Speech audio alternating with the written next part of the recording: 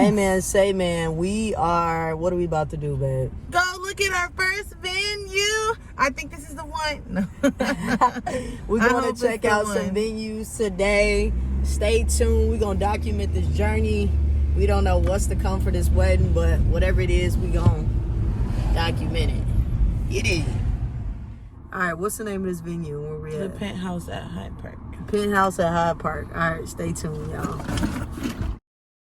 But like I said, at 100, This is when you come in, elevator. you would have 10 people. Guess we'll come down here. We can have a wedding out there if we want. Or we can have it in this space. In here. This is reception area. I am in love, okay? This is the reaction.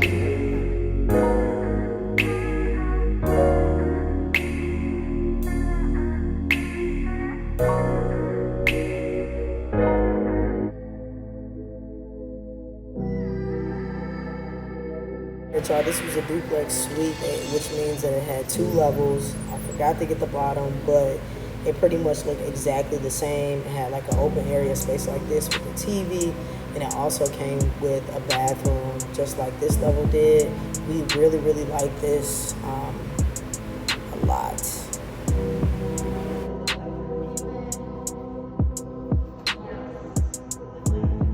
Amen. Segment. We back. All right, we just finished our first tour. We just toured our first venue. The name of it is the Penthouse. I had It is toothpaste super on my fire. lip. At least you know I It's in brushed Hyde my Park teeth. area. What'd you think of it, baby? It's perfect, and you will see us there in October. We still gotta look at some more spots. All right, y'all. We are walking into venue number 2. My redhead shawty. What's the name of this place?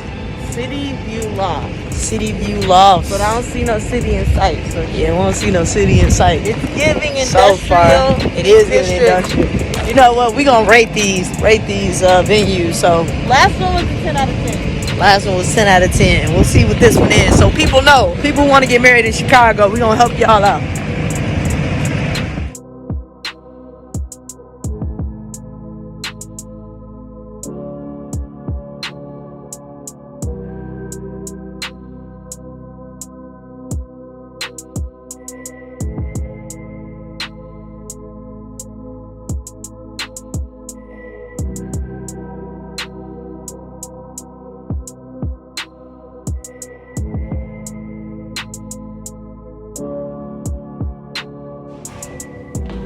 Hell no. Hell to the no, to the no, no, no. This one ain't it, boy. I'm keeping it 100. It's definitely giving Wrigleyville. Yeah, it ain't really. It look like what's that spot in Gold Crow? What is it? Old Crow. Old Yes, Crow? that's what it's giving. Old Crow. Yeah, we know what that Old Crow is. We city folk, West Side. That's what West it Side, is. Best It Side. ain't But we what it moved ain't, on you up. feel me? We the Jefferson. So, yeah. So next thing is obviously. All right, y'all. So this was another really cool venue that we got to see. It's called Farley Chicago. They had the little buggy that you can drive away in after the wedding and the celebration. It was actually fairly new when we saw it. It's a huge open space. They have a big curtain where you can divide the ceremony space and the reception space. They showed us different ways that you can set it up. The suite was actually really dope. You got 2 different suites. And so, yeah, it's definitely one of those venues that you can kind of make it your own and do as you please with it. So check it out. Again, it's Farley Chicago. Go ahead and follow them on Instagram. All right, y'all. So here's another one, the Arbory. This is also in Chicago, which is what we wanted. This one was new. The construction was still going on, so it was nice that like it was new. Not many people have been married there. This here is a ceremony space. We love the sunlight, the natural light coming through. Thought that was super dope. The reception space was just on the other side, which was nice. The one thing we didn't like about it was there was no dance floor, which was a non-negotiable for us. The suite was super cute. It was nice to have some place to get ready. This place was nice. It just wasn't for us. So maybe it's for you. Go ahead and follow them on Instagram and check them out. Those are just some of the venues that we got a chance to see. They weren't all of the venues that we saw. but we felt like there was a good range. We wanted to what we highlight saw. like best, worst, and our okays. Like Yeah. our ones that we were open to. Right. So we probably saw maybe 8 venues. Yeah. Before we made a decision.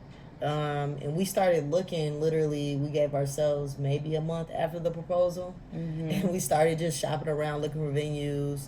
Not anything in stone, but then we saw one that we really liked and we kind of just, we went with I think it. I manifested our venue. I think she did too. I walked into our venue. Can I say? I mean, most of the people watching. All right, comment down below right now, which venue do you think that we chose? Okay, we'll let you know which venue we chose at the very end of the video, but you got to watch the whole video to find out. How about that? Man. All right. Okay. But first, we want to get into our non-negotiables, things that we felt were like non-negotiables when... Or things to consider. Sorry, yeah, things to consider. Sorry. Which I think so. For me, again, this is just in our experience. I think when you're choosing a wedding venue, have an idea of like what your non-negotiables are. So like for me, one of my non-negotiables was open bar. I was like, absolutely, we need open bar. We knew for sure we wanted a dance floor. Yep. And we knew, actually it's funny because we always talked about wanting to see the city. Yes. We knew that we wanted to be in Chicago. Yep. Hint. We knew that we wanted to see the city. Hint.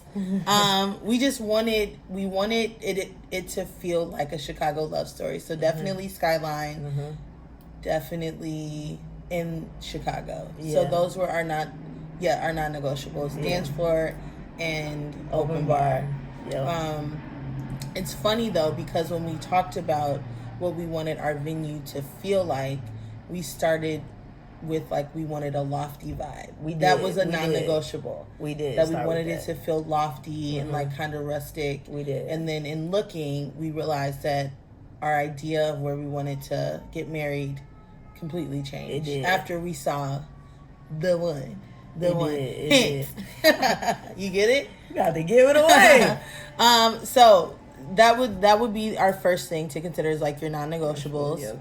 Our second thing, which we didn't consider, but we recommend now that we know that Yes. you consider, is the budget. your budget. Okay? Absolutely. So consider how much you want to pay on the wedding as a whole, like how much you want to pay for it, but also more specifically how much you're willing to pay for the space, the venue, you know, where you're going to get married, or not just where you're going to get married, where you're going to have your reception, because some people have it in 2 different That's something we did not think location. We did not think about the budget, and we did not, in total transparency, we didn't know what was considered expensive and what was not in terms of like wedding talk and what you get for the venue.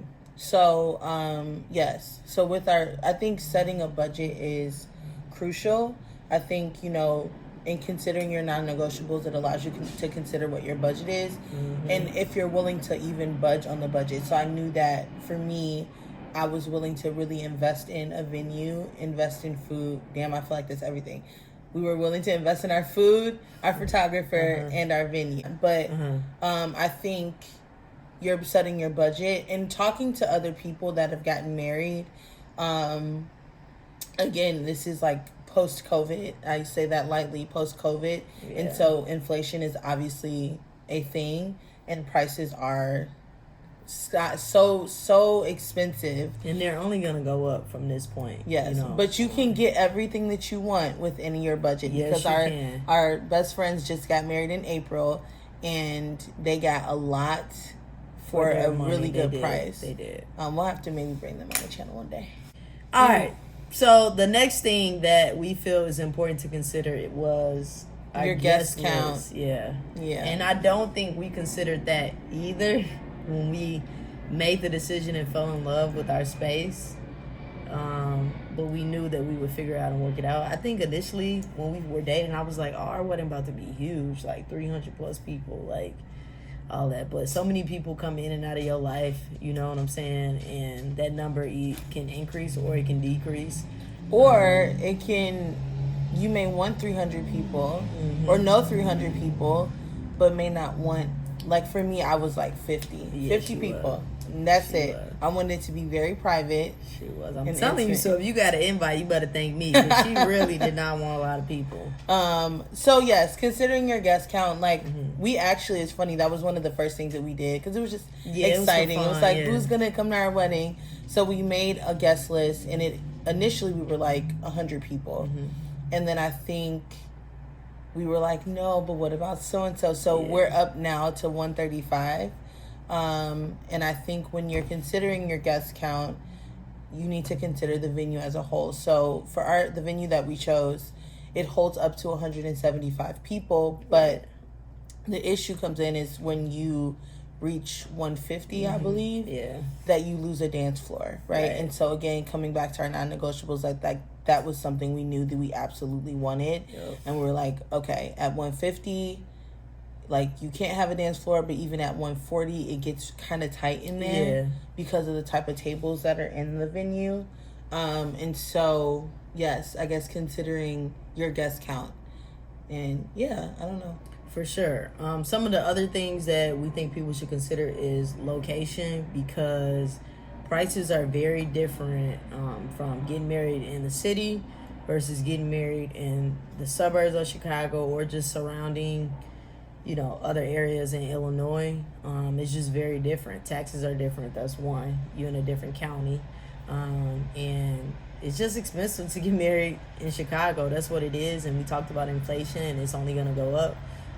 So make sure you consider location and how that fits in that budget, right? Yes. Also, too, I think with location that we didn't realize until we talked to our DJ. Like, the city of Chicago has a noise ordinance, Right. so you have to turn off your music by 11:30 when you're at big venues like that. And so, with that, like our wedding almost is like cut short because we have to be done by. I mean, like our guests don't have to leave, but the music is going off at 11:30.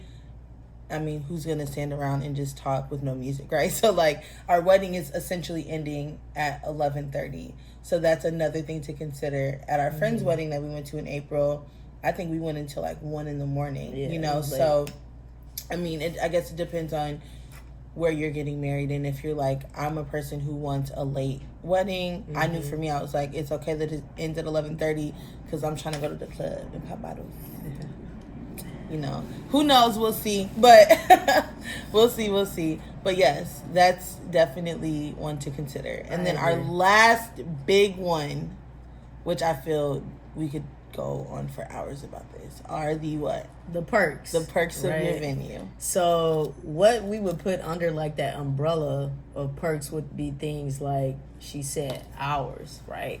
How many hours can you be in your venue? How many hours can you come before your venue? Like, we have a certain time that we can start to go in and get ready for our wedding or do first look, which we're doing, which could be different in other venues. Like some venues may say you can get there at 9 a.m. You have it for like 12 hours. Yeah, some may not say that. So it's all in preference. Like, do you live far from your venue? Is that a big deal for you? Other things would be like the food, drinks could be included in that venue price, and sometimes it can't. For our particular venue, it was separate. Yes. Well, initially, at our venue is fairly new, and so when it came to the food, you actually had to choose from their list of vendors. You couldn't do any outside vendors that they hadn't approved. But that changed. It changed. Yeah, they did have that set in place, and then it changed because of COVID. Yeah, that's what Right. you're not listening. Okay, my bad. Go ahead. I just said that. Selective hearing. Sorry. Go ahead. Back to the budget, right? Like a lot of the caterers that were on that list were minimum like 10 grand you're paying for food, right? Like, but if you're willing to invest in that and that works for your budget, like great. If it doesn't, then it's kind of like dang, you know. Yeah. So then they ended up changing it a couple weeks later, like as long as you approve the vendor, then you're kind of good to go. So those are things to consider. With your drinks, like do they come with bartenders?